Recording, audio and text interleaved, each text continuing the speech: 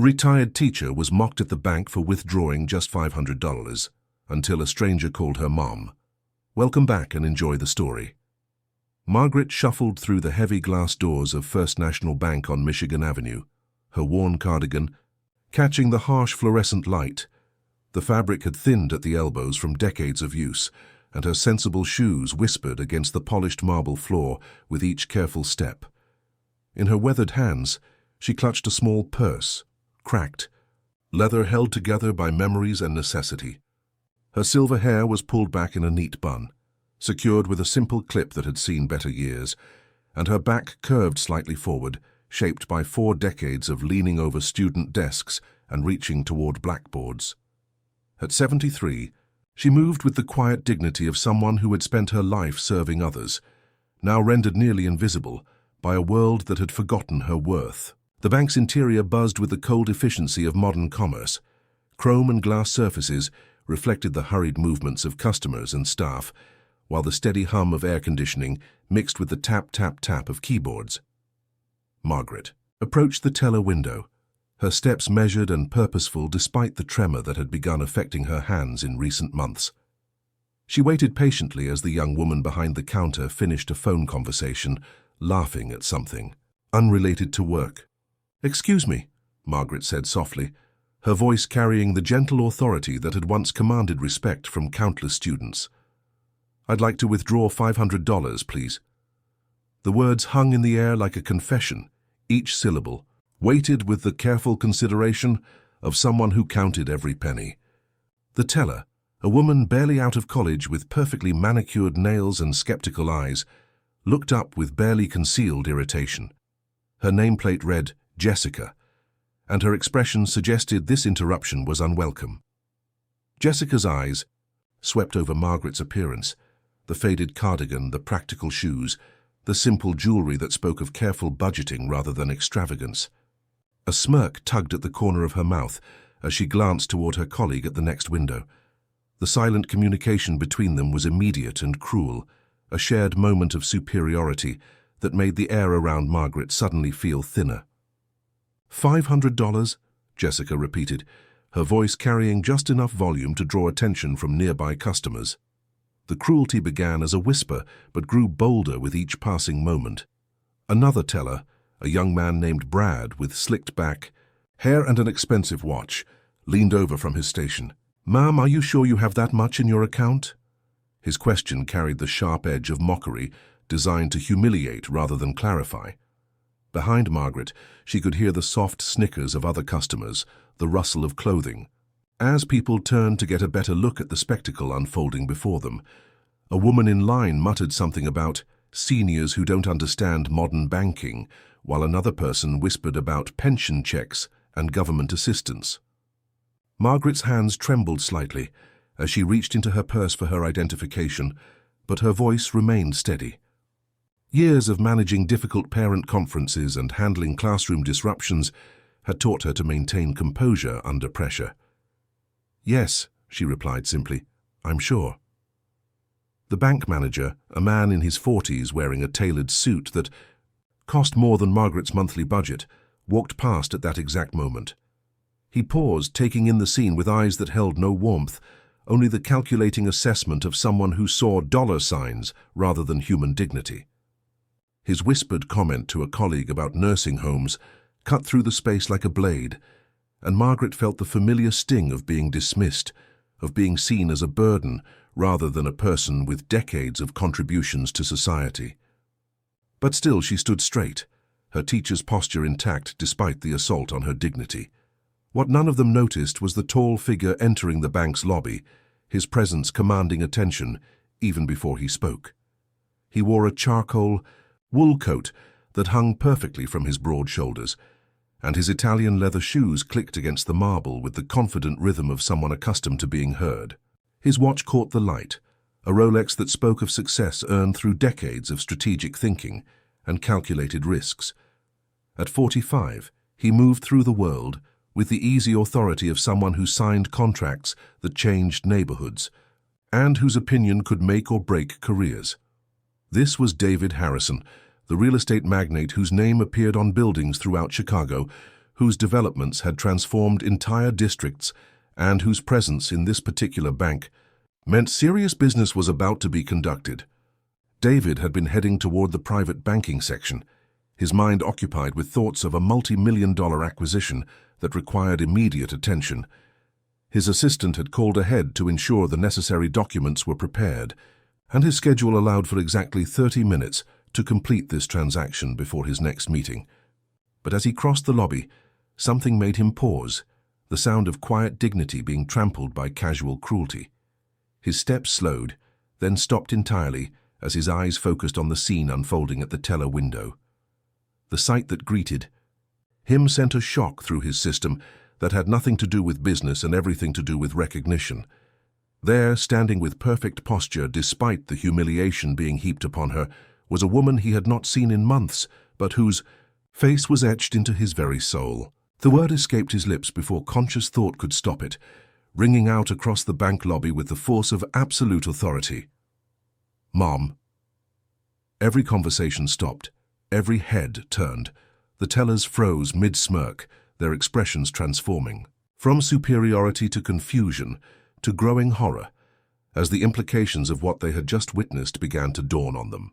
The customers who had been whispering and snickering suddenly found their voices caught in their throats, while the bank manager's face drained of color as if someone had just informed him of his own execution. David Harrison, one of the most powerful men in Chicago, had just claimed the elderly woman they had been mocking as his mother. Margaret turned slowly, her face a canvas of emotions that shifted like clouds across the sky. Surprise gave way to recognition, then to a complex mixture of love, pride, and quiet vindication. She had raised this man, had sacrificed her own comforts countless times to ensure his success, had worked double shifts, tutoring students to pay for his college textbooks. But she had never expected him to appear at this moment, in this place, like an avenging angel wrapped in custom tailoring. "My son," she said softly, her voice carrying all the weight of maternal love and the quiet satisfaction of a woman who had always known her worth, even when the world forgot it.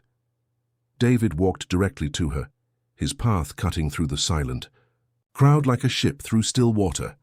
He kissed her forehead gently, a gesture so tender and natural that it transformed the entire atmosphere of the bank.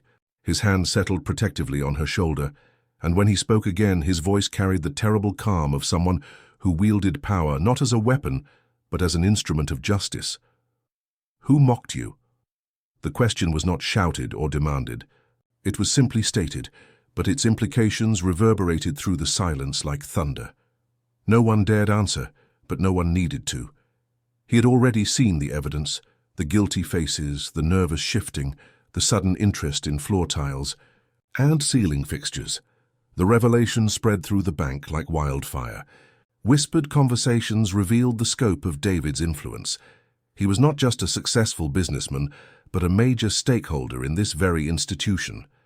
His real estate empire had been built partly through strategic partnerships with banks, like this one, and his personal account alone generated more revenue than most small businesses. The branch manager, who had moments before been joking about nursing homes, now stood paralyzed by the realization that he had just insulted the mother of one of the bank's most important clients. The tellers who had participated in the mockery began to understand that their casual cruelty might have just cost them their careers.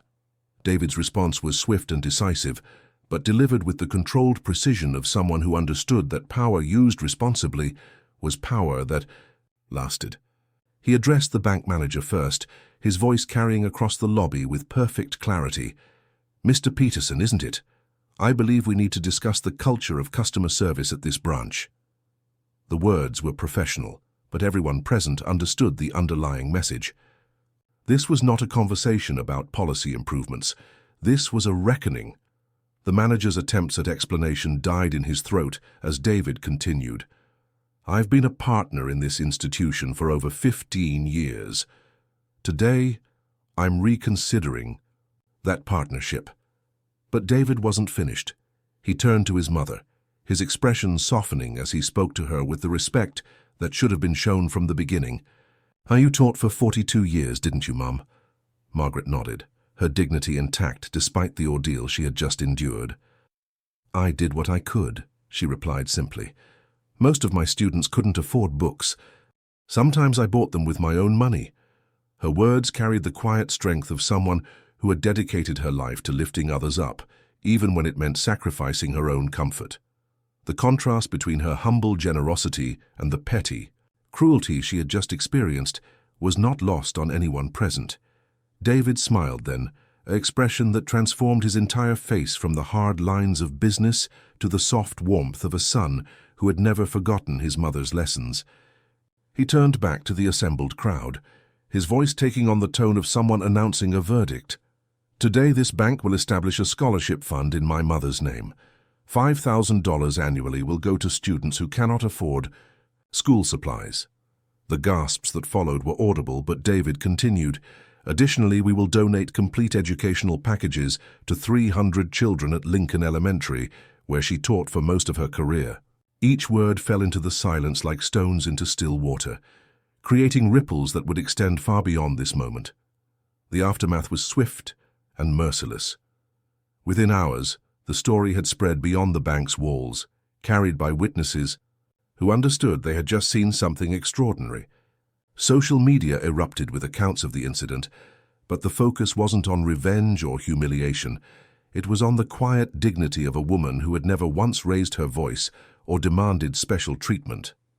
Margaret Harrison became a symbol of the countless educators whose contributions go unrecognized, whose sacrifices enable the success of others, and whose worth cannot be measured by the numbers in their bank accounts. David's final words to the bank staff were measured but final. Respect is not negotiable. It's not earned by wealth or position. It's owed to every person who walks through these doors. His mother had taught him that lesson long ago, in 100 small moments and daily examples. Now in this public forum, she had taught it again to an audience that would never forget it. As Margaret finally completed her transaction, the $500 she had come to withdraw for her weekly donation to the children's literacy program, she moved with the same quiet grace that had carried her into the bank. She offered no interviews to the reporters who later sought her out, made no statements for the cameras that appeared. She simply returned home, placed the money into her donation jar as she did every month, and brewed herself a cup of tea. The respect she had been denied for a few cruel minutes had been restored 100-fold, but she had never doubted her own worth. That evening, as David sat in his mother's modest living room, surrounded by photos of former students and handmade thank you cards, he realized that the most valuable lesson of the day had been taught not by him, but by her. She had shown everyone present what true strength looked like, not the power to demand respect, but the dignity to maintain it, even when others failed to recognize it. In a world that often measured worth by wealth, she had demonstrated that some values were beyond price. The quiet teacher had spoken without raising her voice, and her message had been heard around the world. Have you ever witnessed or experienced a moment when someone's true character was revealed through how they treated others? Share your thoughts in the comments below. Congratulations. Type 7 in the comments so I know you stayed with me until the end. Leave a like and subscribe, but only if you truly enjoy what I do here. See you.